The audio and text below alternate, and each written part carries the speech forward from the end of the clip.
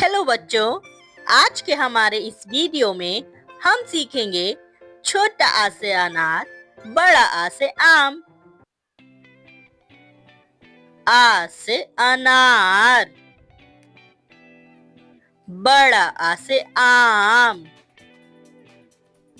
छोटी ई से इमली, बड़ी ई से ईख, छोटा ऊ से उल्लू, बड़ा ऊ से ऊन, री से ऋषि, ए से एड़ी, ए से ऐनक, ओ से ओखली, अ से औरत, अंग से अंगूर, आहा खाली।